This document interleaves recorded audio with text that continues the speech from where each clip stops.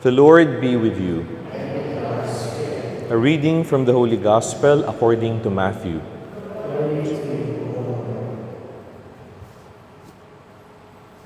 At that time, Jesus exclaimed, I give praise to you, Father, Lord of heaven and earth, for although you have hidden these things from the wise and the learned, you have revealed them to little ones.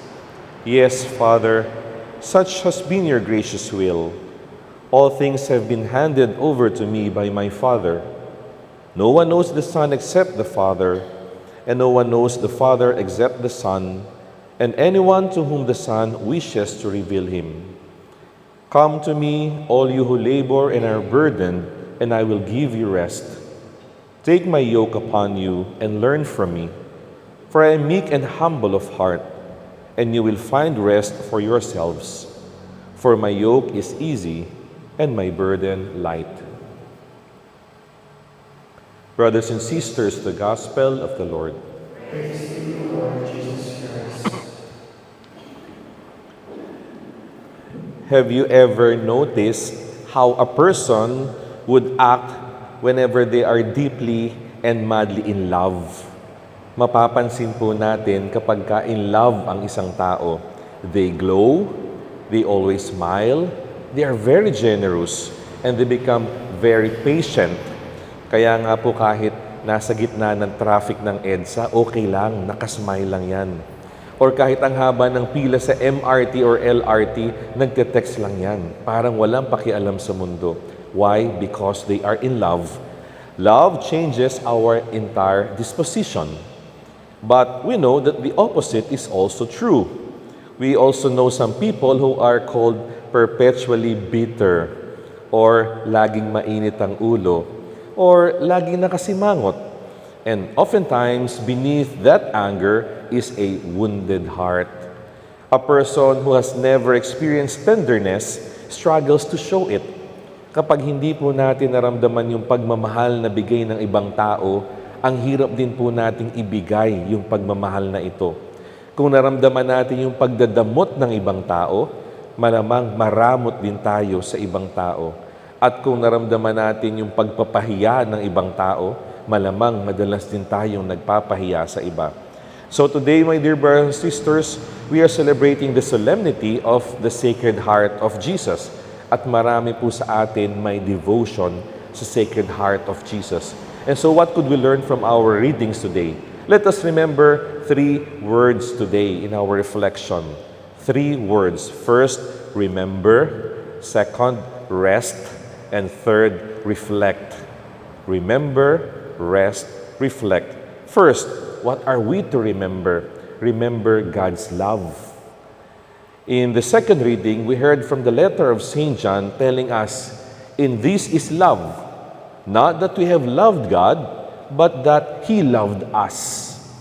And so, my dear brothers and sisters, we have to remember that God loved us first. Many Filipinos today secretly struggle with the feeling of inadequacy. We often think, I'm not holy enough. I have committed a lot of mistakes and sins in my life, and I believe God is quite disappointed in me. But my dear brothers and sisters, God's love is not a reward for the righteous. Rather, it is a medicine for the wounded. Hindi po tayo mamahalin or minamahal ng Diyos dahil perpekto tayo, dahil wala tayong nagawang mali. Minamahal po tayo ng Diyos kasi ito po ay tugon sa ating mga sugat at kahinaan. God is overflowing that He cannot but share it to us. That's why that's the first thing that we have to do. Remember it today. Remember, God has loved us first. We are not loved because we are good. We are loved because God is good. He does not wait for us to become perfect before He loves us. Rather, He loves us first. And so, ito po yung una nating tatandaan. When we truly remember and accept how deeply we are loved, our hearts begin to change. People who remember they are forgiven become capable of forgiving. So una pong tatandaan ngayon in the celebration of the Sacred Heart is to remember God's love. Second, rest. Rest in God's love. To every tired soul, we know Jesus offers this beautiful invitation from our gospel reading. He tells us, "Come to me, all you who labor and are burdened, and I will give you rest." He offers rest to our burdened soul. Life in our world today is exhausting. Many of us are carrying heavy weights, perhaps financial worries, perhaps family conflicts, perhaps loneliness, or even sickness. Meron tayong kanya-kanyang binibitbit, dinadala sa buhay. But notice that Jesus does not say, "Solve your problems first, then come to me." Hindi niya po sinabing ganun. Hindi niya sinabing, "Ayusin mo muna yung buhay mo bago ka lumapit sa akin." Hindi niya sinabing, "Lutasin mo muna yung mga problema mo bago ka lumapit sa akin."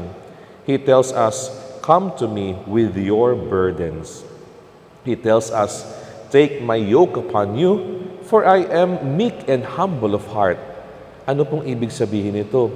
It means we have to bring to Him our financial worries. We have to bring to Him our family conflicts. We have to bring to Him our secret tears and even our disappointments. In other words, do not carry life alone. Hindi po natin dapat maglakad mag-isa. The Lord is inviting us to walk with Him.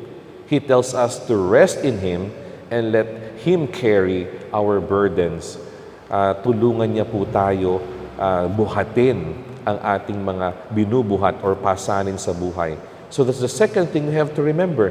Rest in God's love. Tutulungan po tayo ng Diyos.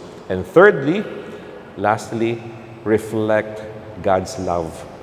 Pagkatapos po nating maalala na mahal tayo ng Diyos, pagkatapos po nating magpahinga sa pagmamahal ng Diyos, then we ought to reflect this love to other people. We Filipinos understand this. When a relative loses a job, ano pong ginagawa natin? The family chips in. Nagtutulong-tulong.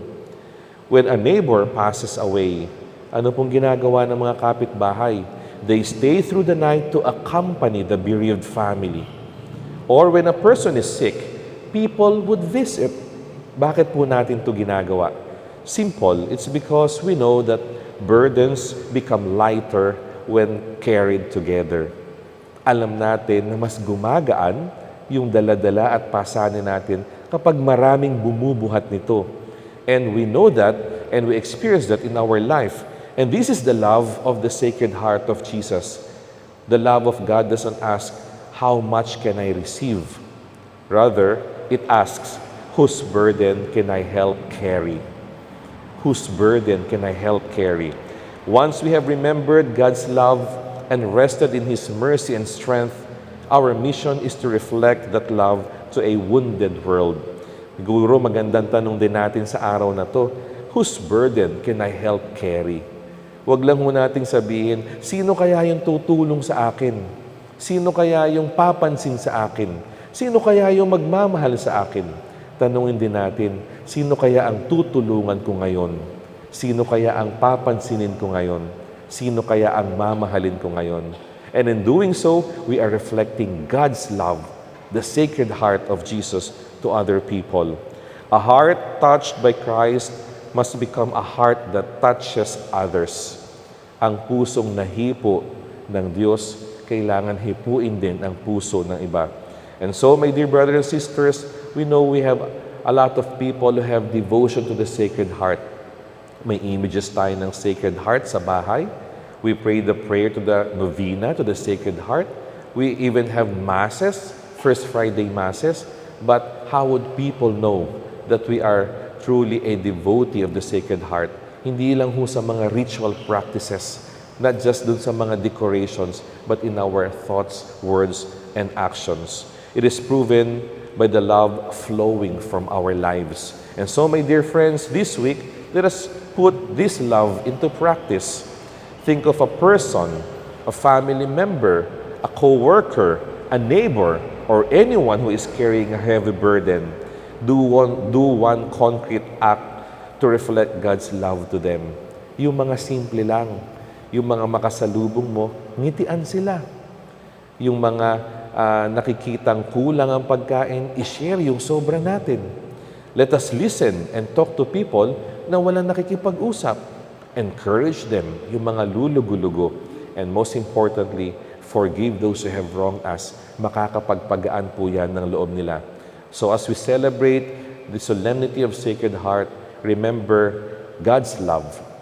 Rest in His strength and reflect His heart to those who need it most. Sana po yung puso ni Jesus nakikita sa puso natin, hindi lamang sa pananalita, kundi sa gawa. Amen.